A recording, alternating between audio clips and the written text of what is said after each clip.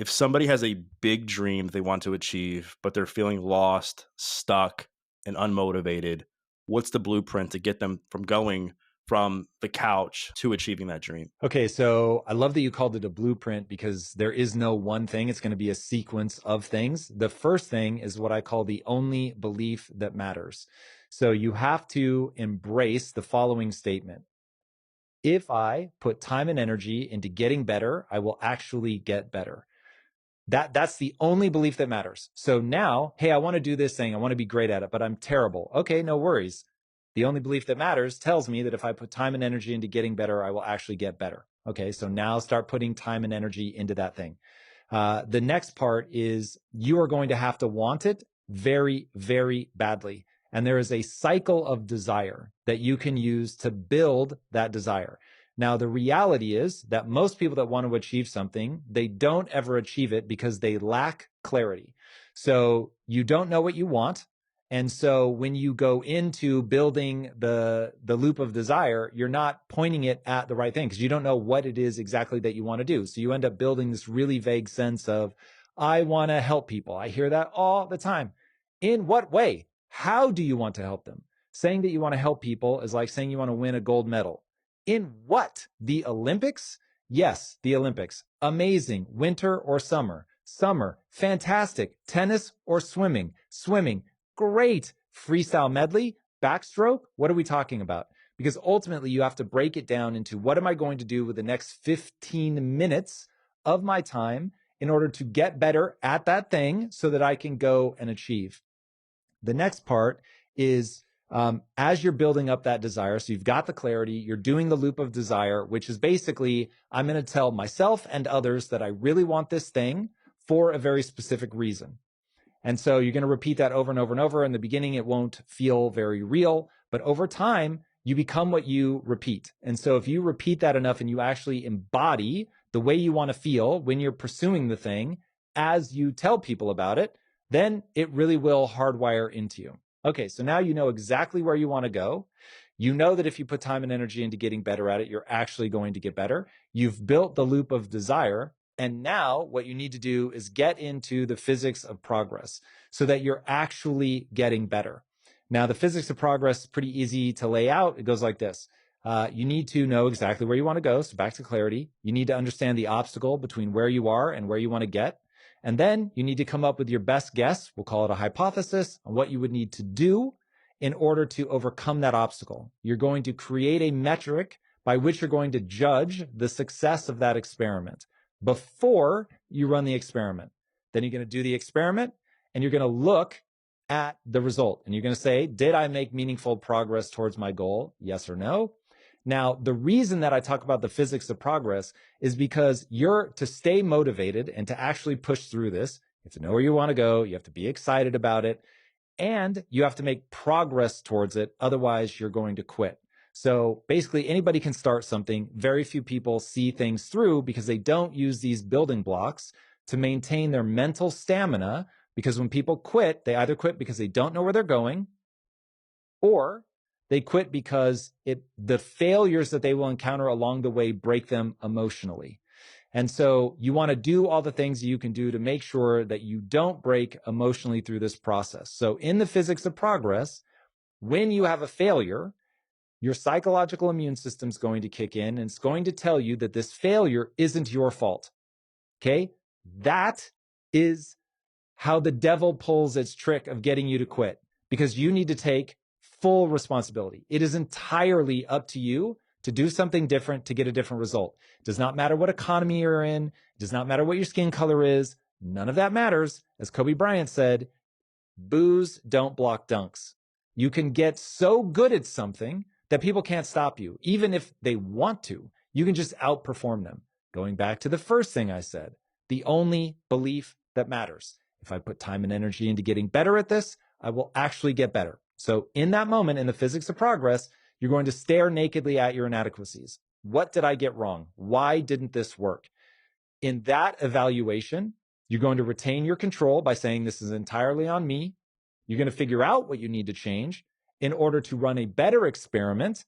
And now you see that this is a loop. So your failure led to more intelligence, which led to a better test to run, which you run that test again. Hopefully you get a slightly better result, but it's still going to fail to some degree, which makes you a little bit smarter, which leads you back to an informed hypothesis that's better than the one before. And you just literally repeat, repeat, repeat. And that progress is a pillar to human happiness. And so when you have the clarity, when you have the desire and you're making progress, there's one last piece, which is ultimately the only thing that will defeat you in all of that is if you only value yourself for the victory. So if you value yourself for the victory, every time one of your experiments fails, you feel worse about yourself, which then the psychological immune system will take over. It will lie to you. It will tell you this is somebody else's fault. If instead you build your self-esteem around not being better, stronger, faster, but instead you build your self-esteem around identifying the right answer, being the learner, staring nakedly at your inadequacies, like all of that. I'm just willing to accept where I'm at, and I feel good about that because most people can't do it. Most people would rather lie to themselves and say it's somebody else's fault, somebody else's problem, it's something outside of me is what's holding me back, instead of taking complete and total responsibility. Now, if you do that, and when you look at your failure, you actually feel better about yourself because you're like, oh my God, I'm willing to do what most people won't do, which is look at the fact that I'm not good enough yet. Fair enough. Back to point number one, the only belief that matters. If I put time and energy into getting better, I'm actually going to get better. Okay.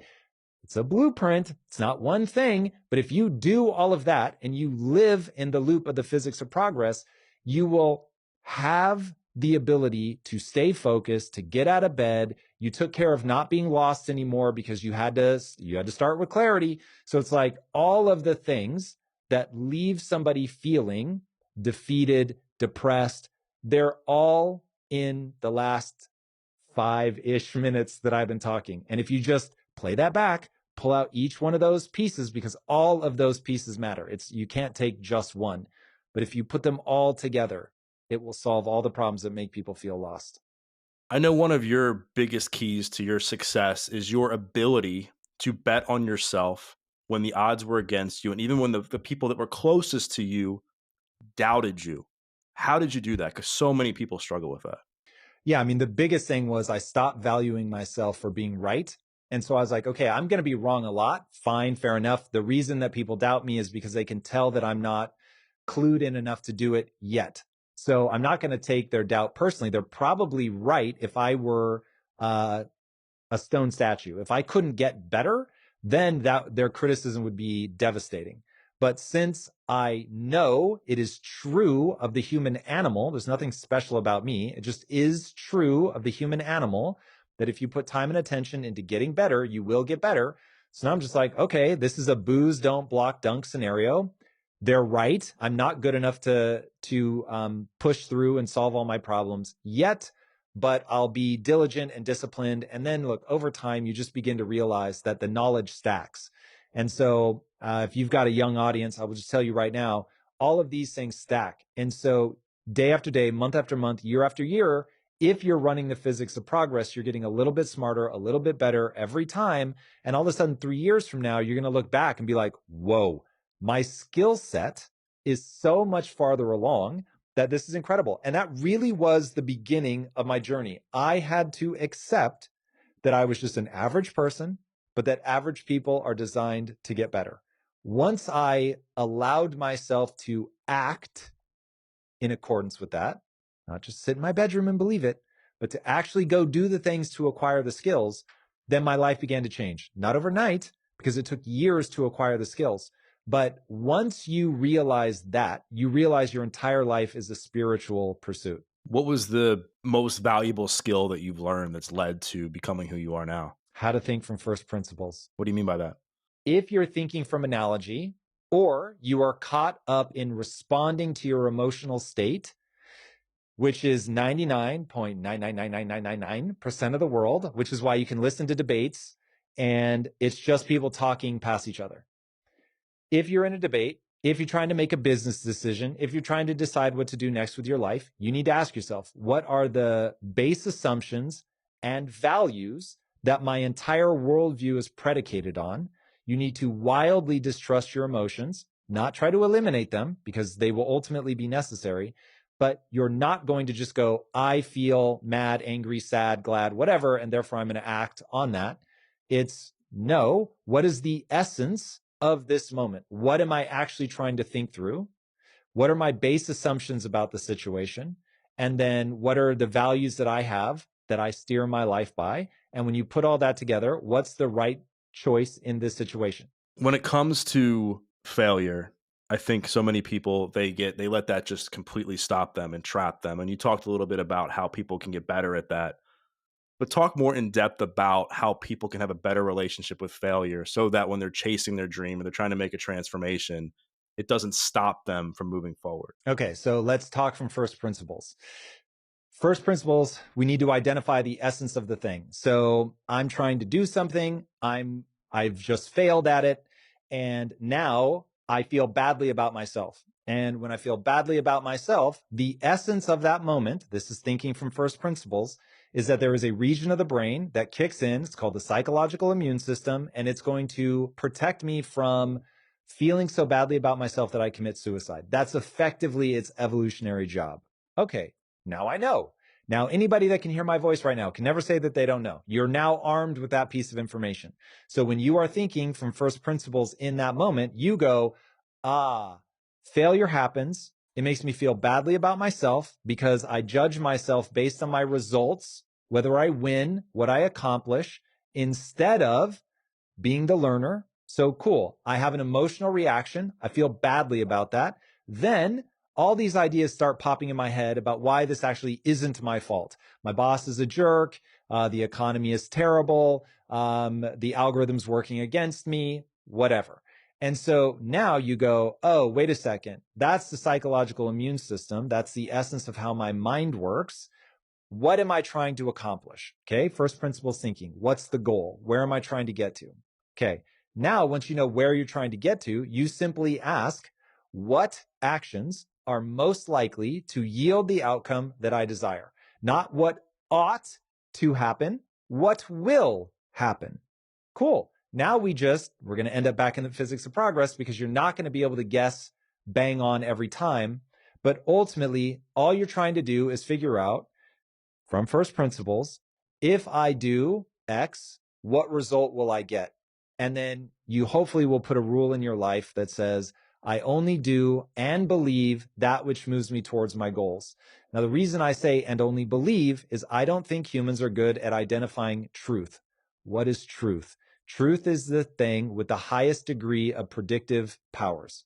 Okay, so I'm not good at believing the thing that will actually predict my outcomes.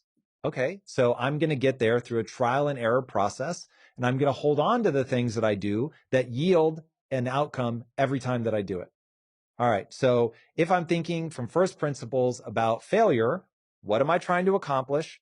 Why do I have this emotional reaction? Does my emotional reaction move me towards my goal? If it does, then I'm going to act on my emotion. If it doesn't, then I'm not going to. And I will just, spoiler alert, 98% of the time, your emotion is not going to be helpful at the early stage of analysis. But emotion can help you in that it says, there's something important here. You feel badly because this matters. Okay, cool. Should this matter? Does this take me where I'm trying to go? Yeah, it does. Actually, I want to take this very seriously. This is very important to me. Okay, cool. Then I'm actually glad that it stings. But now I need to take ownership. Why? Not because Tom said to, because it's the only thing that you can control. And so if what we're trying to figure out is what action can I take that is most likely to yield the desired outcome, I know that I have to act. So if I'm trying to make my next action smarter, then I'm simply going to ask myself, what do I need to do differently? Why didn't this work this time? And what do I think, it's going to be a guess, but what do I think will allow me to get the result that I want next time?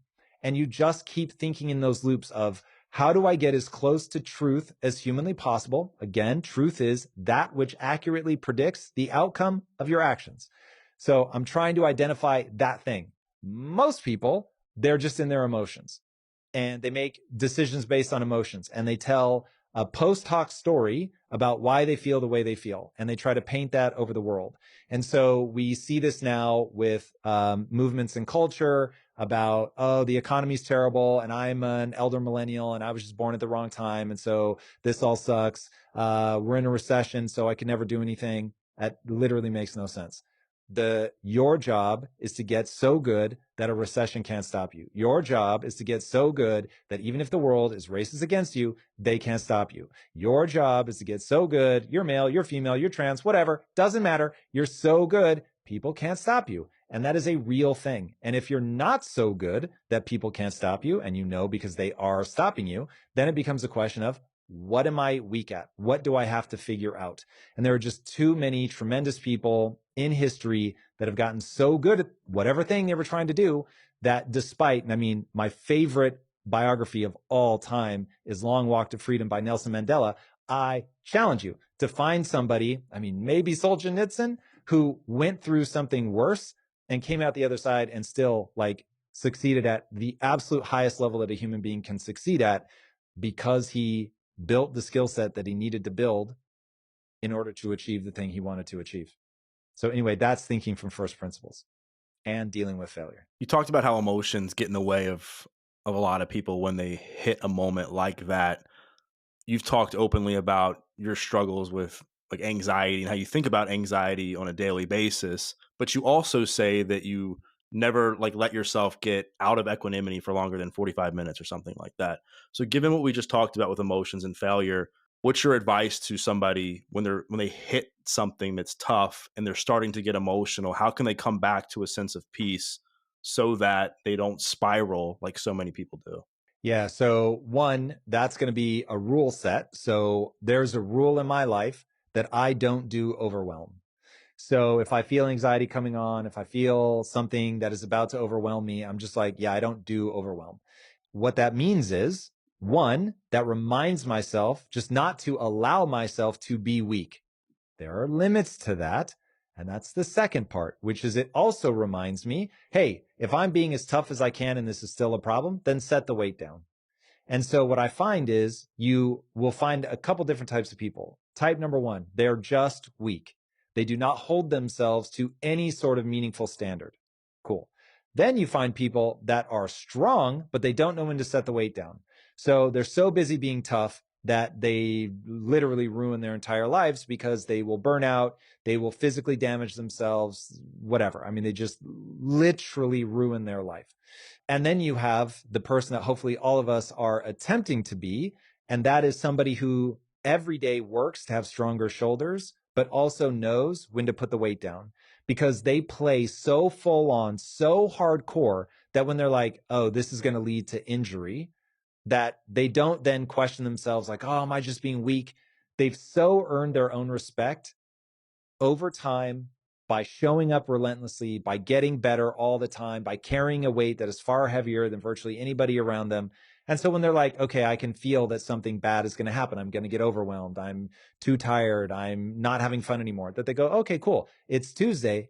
I've got a lot to get done, but I'm still setting this weight down because I have a rule in my life, which is I don't do overwhelm. So that nest of ideas becomes part of it. Identity is a huge part of it, but that gets you close. Was there ever a time you wanted to quit at something and Lisa wouldn't let you? I mean, I know she's been your biggest cheerleader throughout your life. Was there ever a time where Multiple times. So after, I don't know, we'd probably been doing it for 3 months or something, the original show that we were doing called Inside Quest. And I said, oh man, this is just not working. It's so much time. I don't know that this is moving the business forward. You know, so small, so few views. And she was like, no way. You're going to do this for a year. She's like, I really think that you have something that other people don't. You need to just keep at this, get better, give us time to build the audience. And so I did. And, you know, whatever, 7 years later, it's a multi-million-dollar business for us. We've had 500 million views, pretty crazy. So weird to think that I would have stopped at, you know, whatever, 10,000 views. So I owe that one entirely to her. yeah, you've talked about like how Lisa has really shaped you and helped you overcome limiting beliefs in your career and in your personal life. Like talk about that more in depth about your relationship with Lisa and how she really has like morphed you into the Tom that we see today. So, first and foremost, life doesn't have anything better to offer you than the requited love of another human that is going to shape you.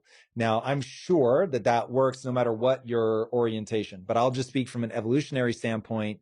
Men and women, there really is a sense of creating a hole between the two, and that you look at the world so differently from an evolutionary standpoint. You're just wired to see different things, and so the yin yang of our relationship has always been very incredible, where she is good and optimized for things that are blind spots for me, and I'm optimized for things that are blind spots for her. And so we just go back and forth. She is my equal. And that's something that is becoming sort of common in the culture right now, is the sense that men and women are adversaries. And I'm not saying there isn't reasons to see that in its pathological state, but it would be wrong to say that that's the essence of the relationship.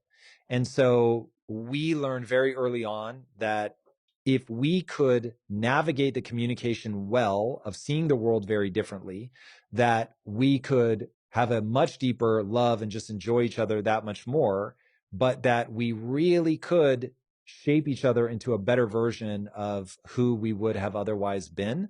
You have to be open to that. You have to find somebody that really you have to contend with. And that's an idea that I got from Jordan Peterson, that that's the right way to think about your spouse. It's somebody who they are very different than you. They are good at different things. You guys are not just overlapping creatures. However, that they are somebody that you have to contend with. You respect them. They push your thinking. They sharpen your thinking. That's really true. And what a joy to realize that, okay, I might be stuck in a loop of something. It could be I'm caught in an emotion that for whatever reason I'm having a hard time shaking off. It could just be that I can't see myself accurately, and so you need somebody from the outside. It could just be that she has such a different worldview than me that she gives me like what they call a view askew, right? Where you're getting this view from like this radically different angle than you're looking at the situation. And suddenly you're like, wow, that's actually really interesting. And so now together you realize we're just way stronger than either one of us would be on our own. I know that people look at you now and they see like the mental toughness that you have and some of the stuff that you're sharing. They're like, they know that you haven't always, been like this, but they're like, I'm sure that Tom hasn't, had his struggles with mental toughness, and you just talked about some of yours. But I'm curious, like, how did you develop this anti-fragile mindset for yourself that allows you to persevere like you do now? Comes back to first principles thinking. So I said to myself, okay, what works in this situation? And if I'm weak, I'm going to retreat. Okay, I want to be strong, but this is very hard, and I'm super anxious, and this is really stressful. Do I want to keep doing this?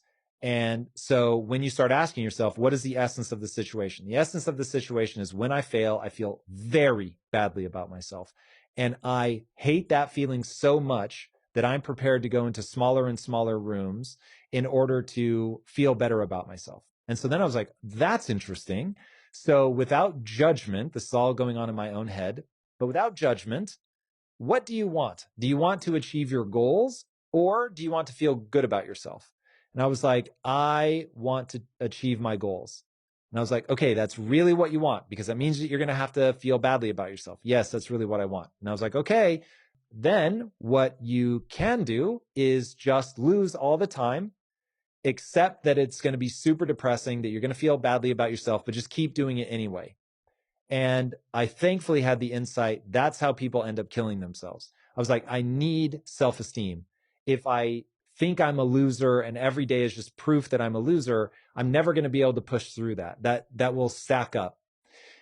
And so I said, okay, then what's the problem? What's making me feel badly about myself? And I realized, oh, I'm valuing myself for being right and being smart. Okay, well, you have to stop doing that.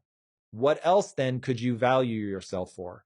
And that's when I was like, oh, I could value myself for being willing to admit that I'm wrong faster than other people, because I actually really respect that in others. So I'm like, I respect it in others, but I don't give myself any credit for when I'm willing to do that. What if I just made that my entire personality? I'm the guy that learns. Like, I'm not afraid to look stupid. I'm not afraid to embarrass myself. And then I'm going to learn. Would that actually lead me to my goal? I think it would. Okay. Why do you think it would? Because that would open me up to learning new things. And if knowledge really is power, then the person that is most able to open their mind to the criticism is going to acquire knowledge faster than the next person. And if you can deploy that knowledge well, you really are in a power position. So I was like, okay, hold on a second.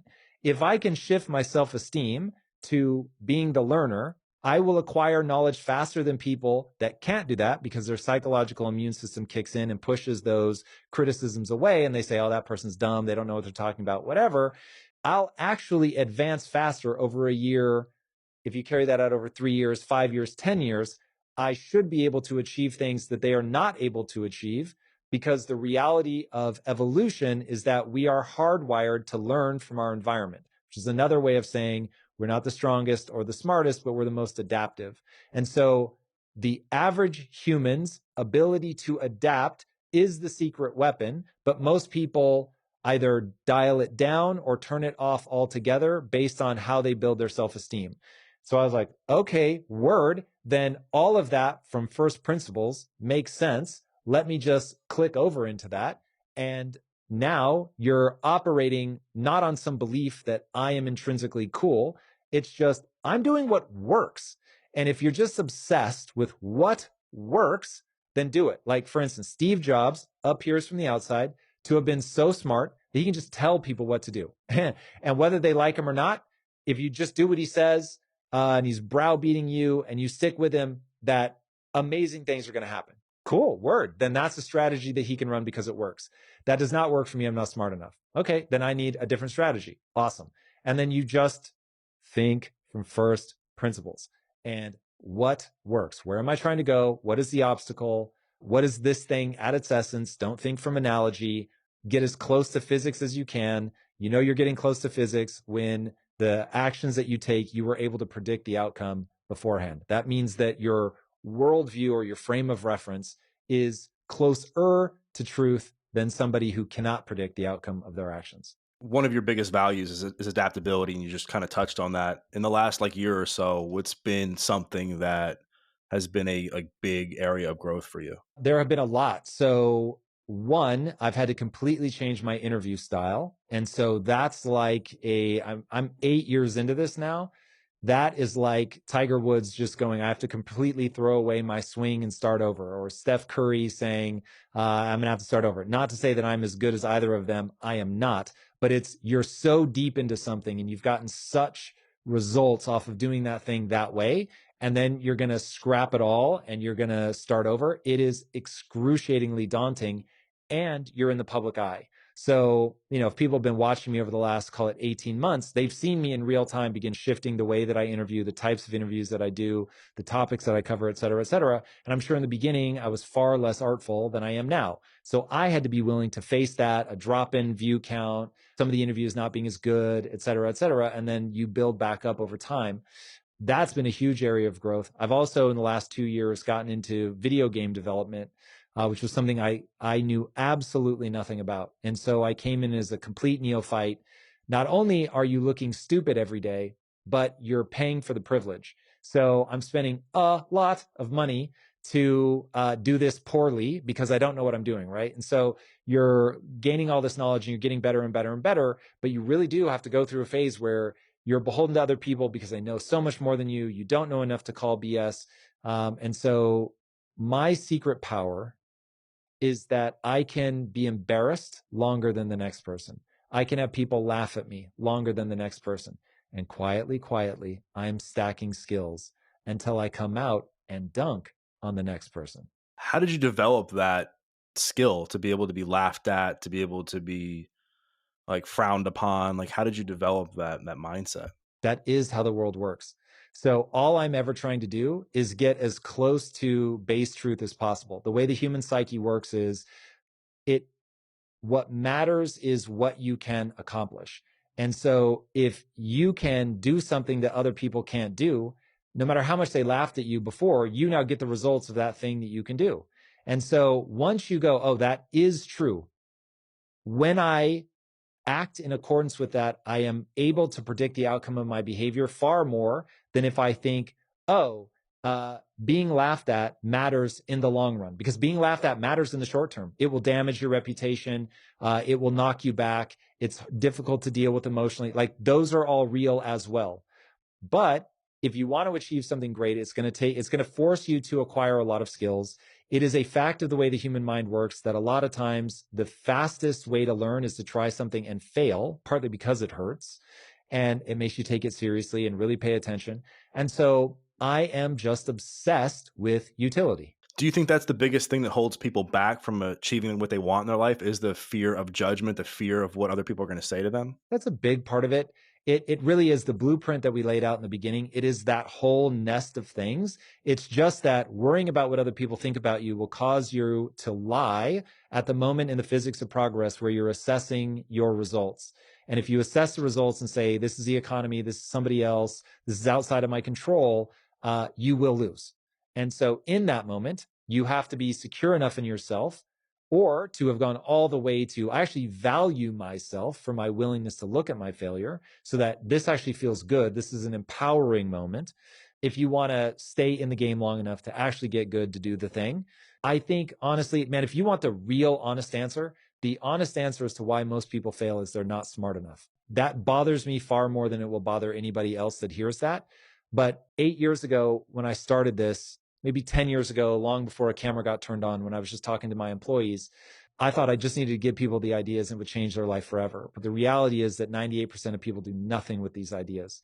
Some percentage of that is intelligence. They cannot make sense of a blueprint. They need a single idea. And the problem is the single idea won't work. And then part of it is they break down emotionally for all the reasons that we talked about. Psychological immune system kicks in, or they break emotionally in that they really do just start feeling so badly about themselves. They don't have the only belief that matters, or they can't overcome the visceral sense of I'm losing and I feel bad and people are laughing. And that is brutal, man, when the world is laughing at you, right? Because we live in a space now where 1,000 people, if you have 1,000 people respond to an Instagram post, 1,000 people feels like the world. And so that can really be devastating. And if people don't have all the beliefs and all the things that we've been talking about since we started, they will quit. And rightly so. It won't be fun enough. Like, why would you live a life that is not joyful? That doesn't make sense. So I get it. And I think another thing that really traps people, and I've heard you talk about this, is you've said like the only thing that really matters is how you feel about yourself when you're by yourself. How has that changed for you over the years? It hasn't changed. That just is true. So at the end of the day, when you see a billionaire commit suicide, you have got to internalize that, oh, money, accolades, adoration, those don't solve the problem. If we can't agree that staying alive is a big part of the game, then nothing I say will make sense. But yeah, I've seen enough billionaires, successful people, all that absolutely hate their life, think their life is no longer worth living because they're in so much emotional pain. And so I'm like, okay, then what's the cause of that emotional pain? And the answer is self-respect. If you don't respect yourself, nothing else matters.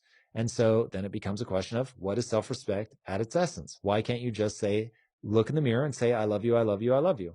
And I won't say that has no effect, but it won't rescue you. Fitness, I know, rescued you in a way. Talk a bit about the importance of your fitness transformation and why you recommend working out to people when they're looking to transform themselves. There are evolutionary algorithms running in your brain that will reward and or punish you based on the state of your body. Because from an evolutionary standpoint, it made sense to be fit, to be in good shape, to feel strong, to look good. And so when people don't look good or feel good, there's an evolutionary algorithm that kicks in and is like, you're a piece of shit. And so what I realized was going in and working out triggered the positive side of those evolutionary algorithms. I started feeling strong. I was stronger. I was more capable. I looked better. And all of a sudden I was like, whoa, I feel better about myself. And it requires an insane amount of discipline to only eat the things you're supposed to eat, to show up at the gym and push past the point of pain. And you get this not super delayed feedback loop of, whoa, I look better, I feel better. And so now all of a sudden you realize, oh my God, to get control of my body, I have to get control of my mind. And it becomes this feedback loop of The stronger you are mentally, the more likely you are to be strong physically. The stronger you are physically, the better you feel about yourself, the more realizations you have about the mind, the more you earn your own respect. And it just becomes this really incredible feedback loop. And so I've said many times, I would never have succeeded in business as much as I have had I not first learned to get control of my body, because it is the exact same thing. In business, you have to be so disciplined. And the easiest way to develop that discipline is by getting control of your body. I know a big mission for you at Quest was making healthy eating more accessible, specifically for members of your family. You've made tons of money. You've had so much success with impact theory. Like, what drives you now to keep going despite all the success you've had? I want to earn my own respect. That is a huge driver, and I believe that there is an evolutionary algorithm in our brain called fulfillment. I think it is the arguably the overriding thing that sits on top of everything else.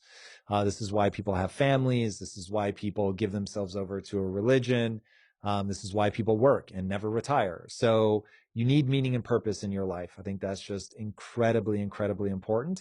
And so for me, the reason that I keep working is this is a way for me to meet the recipe for fulfillment, which is that you need to work really hard. I think that's evolutionarily programmed to gain a set of skills that are exciting to you for your own reasons, that allow you to serve not only yourself, but others. If you do that, even in moments of grief, you will have the anchor that you need to feel good about yourself and your life. If you don't do that, no matter how rich you are, no matter how much people shower you with love and affection, you will feel terribly about yourself. So, yeah, I steer by fulfillment. Fulfillment demands that I keep working. And you're a big player in the self help space and the personal development space. So many people, even you've changed so many people's lives. You've been in it for a long time. I'm curious, like, what your overall view is on the self help space, given that there's so many podcasts, so many YouTube channels now, so many Instagram accounts. Like, what's your overall take on it? I love it the most, man. If somebody puts you on a path to make your life better, I'm here for it. You need to remember that all of us are just trying to get close to truth. None of us have truth. So if you listen to people that give you advice that when you deploy, it makes your life better, then just start collecting all of that. Ignore the things that don't make sense. Don't bother with all the gossip about who's real, who's not, who cares? Like, do they have an idea that you can use? If they have an idea that you can use, take it, put it in your arsenal and go forward. So yes, there are a lot of hucksters in the self-help space. There are a lot of people that have not done the thing in their life. They are simply good at talking about the thing. Again, who cares? If they've got an idea that's powerful, use it. But at the end of the day, don't just wholesale take on board what people say because it makes you feel good. A lot of times the truth is the hard thing to hear. The truth is the thing that's like, oh God, this is all on me. And yes, because again, what beliefs, when you act in accordance with them, give you a greater predictive ability of the outcome of your actions. Onboard those, discard everything else. Who's been somebody that you've spoken to on your show that's really cracked you open and you like left the interview being like, wow, like I really learned like so much from that it stuck with you over time? Well, I mean, so in the self-help space, Tony Robbins is just the goat, the goat, the goat. It is pretty fair to say that Tony wasn't the first. So there were people that he is a child of, but I would say the modern self-help movement, basically everybody's a child of Tony. And we all owe a huge debt of gratitude for that man. Because I'm sure all of us in our teens and 20s were like, yo, this guy changed my life. Like, he really opened the way that I see the world. That is certainly true. So it's been a real honor to have gotten to interview him. There have been a ton. David Goggins. I always say that researching David Goggins changed my life. By the time I got to the interview, I already knew him so well. Researching him was very transformative. Like, he really opened my eyes to like the idea when you think you're done, you're completely spent, you couldn't possibly go another step. You're only 40% of the way to your true capabilities. I was like, damn, to think that that's A, probably true. And B, that means when I think I'm broken and cannot go anymore, I'm not even halfway. So that's super eye-opening. And then as you get into other regions, there have been incredible thinkers. I was just texting with this person today, so they're top of mind, but Robert Breedlove and the idea of what is money, that whole rabbit hole has been huge. Raoul Paul, who's been hugely influential in my thinking about this moment in time from a financial standpoint. People like Alex Hormozy, who I think are just, I mean, I've been in business a long time and I still learn from that guy about ways to crack the code. Somebody gave the perfect meme of Alex and I in an interview. And they said, Tom is like the game developer who knows exactly how everything works. And Alex is the speed runner who knows how to break the game and get it done in the shortest period of time. And I was like, yes, that is very, very apt. I think he's incredible. So yeah, I mean, I could go on and on. At this point, I think I'm close to 1,000 interviews. So there've been a lot of amazing people. That's amazing, man. And your show is definitely one that I frequently watch, and you do such a great job at interviewing people and like getting the best out of them. I want to talk about Goggins and as Goggins' story relates to Payne, because I know Payne has been very instrumental in your own life. Like Payne's been a big instructor, and a lot of people hate Payne and they choose to run from it. I know for you, it's been transformative. Why? Pain is a signal that is telling you something. And if you find yourself with that emotion and you say, I don't like this emotion, I want to get out of it, then you're going to leave the stream of the thing that's trying to give you the message. If you can sit with that, one, you're proving to yourself, I am in control, not my emotions. And it makes you tougher. And ultimately, I think all of us should be striving to get tougher. There is no point at which toughness does not behoove you. You don't want it to be your only gear, but you very much want to be able to at any time shift over and realize, okay, most people are going to absolutely shatter at 40%. I'm going to go all the way to the absolute max where I legitimately cannot generate the cellular energy to carry on. The person that can do that, they're obviously going to go much farther than anybody else. So again, just going back to my obsession with utility, toughening up, getting stronger is just the utility value is off the charts. So I know the goal of impact theory when I met you years ago and I was on the show, and it has been for years, was you wanted to create the next Disney. Is that still the goal? Oh, yes. Oh, yes. Now I feel like AI is breathing down my neck heavy. So now I'm in a race against Disney and AI. So that'll be interesting to see how that plays out. But yes, very much so. I firmly believe that the only way to implant ideas in people's minds at like a really efficient rate is through story. So if Disney was able to create the most magical place on earth, can I create the most empowering place on earth? That's still the mission. And I also know years ago when we met, you said that Mindset by Carol Dweck is the most important book for people to read. Like, given that you're a serial learner, do you still hold this belief? Yeah, facts. That just goes back to like the only belief that matters. Like if you don't have your mindset right, everything else is downstream of that. So if that's broken, you just all the things I've been saying today, you will not be able to actually put into practice because you'll break at the level of how you conceptualize the world and your own abilities. Going back to impact theory and mission, one of the things that really inspires me about you is that you hired people who were convicted felons, and that in a way I think helped inspire some level of the creation of impact theory. Talk a bit about your experience with hiring ex-felons. Why were you so open to it, and how did that shape you? Well, I'm open to it because Lisa and I really do believe that it doesn't matter who you are today. It matters who you want to become and the price you're willing to pay to get there. So we were like, okay, if that's true and that's not rhetoric, then why wouldn't we consider somebody for employment if they had a felony conviction? And so that was a really interesting period in our lives. I don't do it anymore. So this is one of those stories that I think people want to be very hopeful and optimistic. And the reality is I realized, whoa, this is, if I were in manufacturing, still, I probably would because I do love that. The reality is the worldview that sets you up to be willing to commit that crime means that the vast majority of those people are trapped. They're not bad people. Many of the people that I know and love from that period of time have felony convictions. But that's where I developed that 2% mentality. 2% of the people as adults that you give these ideas to, it breaks their frame of reference. They're willing and able to adopt a totally new paradigm and they can move forward. But the vast majority of them, their worldview is so cemented. They just either, I'm just not good at it yet, which I'm perfectly willing to accept, but I could not pierce the veil of their frame of reference enough to get them to see, hey, the way that you're operating does not yield the outcome that you want, or maybe worse, the outcome that you want is nonsensical. And so breaking people, this is what got me obsessed with aiming at kids. So I shifted from thinking I was only ever going to make content for adults to realizing, oh my God, I have to target 11 to 15-year-olds because of what's known as the age of imprinting. So the age of imprinting is a period the brain goes through where you push back against your parents and you start drinking deeply of culture.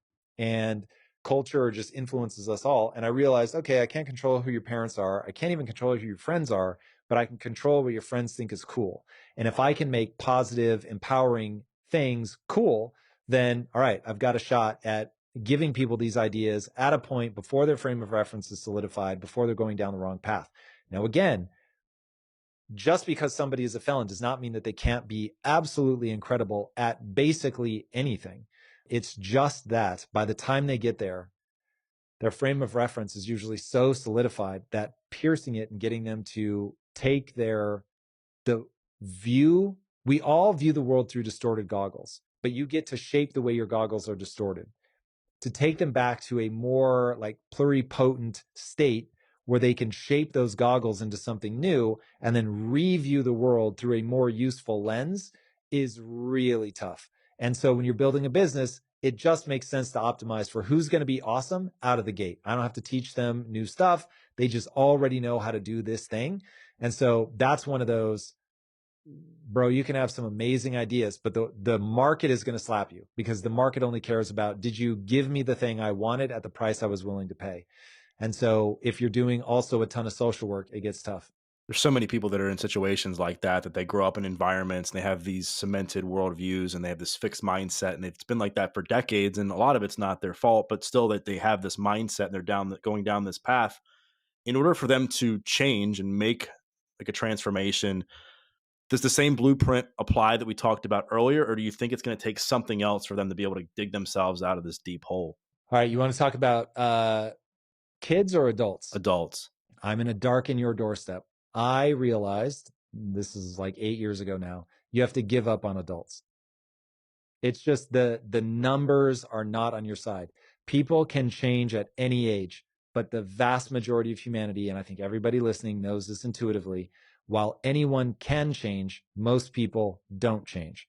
Now, when you're young, you're not even set yet. So you're just taking on ideas.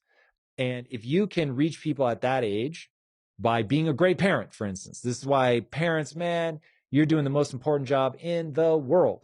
And if you do that well and you introduce them to a worldview, again, you're distorting the goggles through which they'll view the world. But if you can do it in a way that is empowering, that gets them to realize, oh, I can get good at anything at any time, but I'm going to have to put a ton of time and energy into this. I shouldn't value myself for success. I should value myself for sincere pursuit.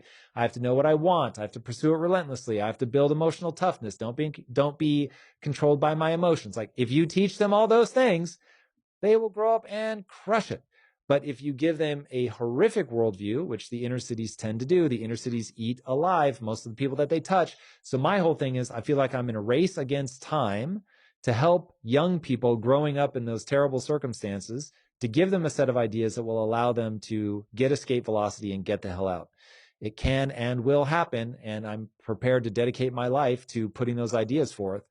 But yeah, I really did just realize I'm not interested in dedicating my life to the 2%. I want to dedicate my life to the 98%. And is that your main mission now? Like you're trying to reach like these kids. If you think about the avatar that you're trying to reach right now, it's those kids in the inner cities. Depends on the part of my business you're looking at, because again, reality right now, game development is just a black hole of death for my capital. Like you're pouring money in for years and there's no return. Whereas the stuff that we do for adults, like makes millions of dollars. So, we for sure, we take those 2%, we say, hey, 2%, now that you're filtered out, I'm going to give you all the things that you need to go and crush it. I'm just not trying to go to the 100% and find the 2% or train the 98% to become the 2%. I'm a filtering mechanism with the products that we have for adults. So you already recognize that this is going to be valuable in your life. I'm not going to try to convince you of that. I'm just going to try to give you the things that will actually work. On the entertainment side of our business, the comic books, the video games, the films, all of that stuff is aimed 11 to 15. I still have my comic books that you gave me, so I'm holding out. I know it's going to be My big. man. When people are listening to this conversation, if they're tuning in, odds are they obviously want to better themselves, but they want to get rich and make a lot of money. I mean, that's, I think, what a lot of people are driven by in today's society, along with like purpose and meaning. You've done that. And I know that there's a lot of myths that come with having a lot of money. Like, what are the biggest things that you thought wealth would give you that it didn't? Everybody thinks wealth is going to make them feel about themselves the way they feel about rich people. But the reality is it won't. So money will not change how you feel about yourself. All of your insecurities will still be there in the next moment. That just is true. The way that I got wealthy was very fortunate in that it was 1 minute to the next. So when you build a company, you're building all this equity in the company. So I was worth hundreds of millions of dollars, but I was driving a beat up Ford Focus with a leaky exhaust, and I had to bum rides off my employees who were making way better money than I was. And so you realize there's a big difference between being wealthy on paper, as they say, and actually being wealthy, meaning you have money in the bank account. So then you sell a piece of your company and suddenly you're wealthy in real life. Like you actually have commas and zeros in your bank account. And it was really fascinating. I'm hitting refresh when the deal closed. I'm hitting refresh on my banking app and it goes from normal to like, oh my God, like literally just my mind is absolutely blown. This is too insane. And I was like, oh, I'm just as insecure now as I was 3 minutes ago when I had a normal bank account. Okay, word. Good reminder. And so having that really binary thing, I realized the person I have become that was able to build this business, that has made me earn my respect in a 10,000 ways. Just day after day, you show up, you do the right thing, the hard thing, the integrity, like all of it, all of it, all of it. You just really build your self-respect. So I'm like, the insecurities that I still have, I still have. And the person that I had to become, even without this money, I respected myself. So it was not hard for me to drive around in a beat up Ford Focus with leaky exhaust. I had no anxiety about that. No insecurity about that. Just, I know what I'm doing. I know what I'm building towards. I've already earned my own respect. And so all is well. But yeah, people think, oh, I'm going to think I'm cool when I have money. You won't. What has having money like given you? Like, what are some of the advantages of having a lot of money? Money is more powerful than people think. It just isn't what they think. Money is the great facilitator. So if you know what you want to do, having money allows you to do it. Now you have to be careful because it can make you undisciplined. But if you have the discipline and you have the money, it's absolutely incredible. And don't get me wrong, lifestyle is dope. Flying first class is dope. Flying private is dope. Staying in a nice hotel room is dope. But you don't want to let yourself get to the point where you need any of that. I live in just a ridiculous house and I remind myself not to get attached to it. So I like it while I have it. Maybe I'll have it forever. Maybe I won't. You have to be so careful not to let the things you own you. One of the things that really fascinates me about you is your obsession with the Greek notion of techne. Describe it and why it's so important to you. Yeah. So techne is you are getting good at something that matters. Basically, you're going to acquire skills that allow you to do something in the world that matters, that works. And so when you obsessively focus on that, the getting better, acquiring the skills, going out into the world and being capable of a thing, you now have something exceptionally valuable in your life. But people don't focus on that. They focus way more on how do I feel today, right now, in this moment? And they never push themselves to further their skill set. And just when I look at what is going to get you where you want to go, like I can just imagine the person listening to this, their life isn't what they want it to be. And they're probably thinking, what's the path I need to go down? And I get that because it is ultimately going to manifest in that way. But the first thing you need to do is acquire skills. Last question I have for you. Imagine Lisa is in the UK about to give a presentation. She's feeling anxious, lost, unsure of herself, unconfident. You're in LA. There's no airplanes. There's no way for you to get to the UK. The only mode of communication you have is by sending her a voice note to her cell phone. If you had a 2-minute voice note to send to her to motivate her enough to get her to the speaking engagement, what would it say? I probably wouldn't be trying to motivate her. What I would be doing is really saying, okay, you're having a physiological response. That physiological response is due to the way you're thinking about this event. So one, we need to calm your breathing and your heart rate. That is step number one. So I want you to meditate, breathe in, breathe out, clear your mind. Don't think about all of this. Then The next part is it's the way you're thinking about this that's causing that in the first place. So I want you to start imagining this going right.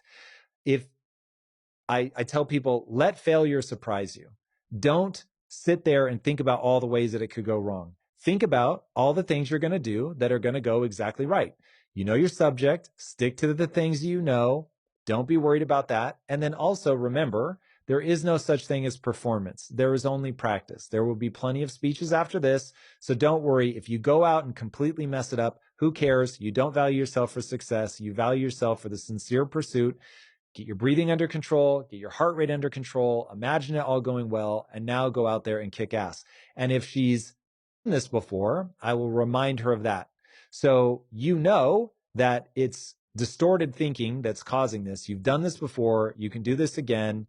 Put yourself in that position. Think about the times that it's gone right, and then just do the thing. Tom, thank you so much for coming on the podcast. I think people are going to get so much value out of this. Really appreciate it. If people want to connect with you, if they want to watch or listen to Impact Theory, if they want to do all the things, where's the best place to go? At Tom Bilyeu. I am wherever you are. If you're on YouTube, I'm there. If you're on X, I'm there. Instagram, on and on. Always at Tom Bilyeu. Awesome. Thanks again, man. The audience is going to really love this, and it was good to see you. Same, man. Thanks for having me on. You got it. Thank you so much for watching. If you like this video, I really think you're going to like this video as well. I'll see you there.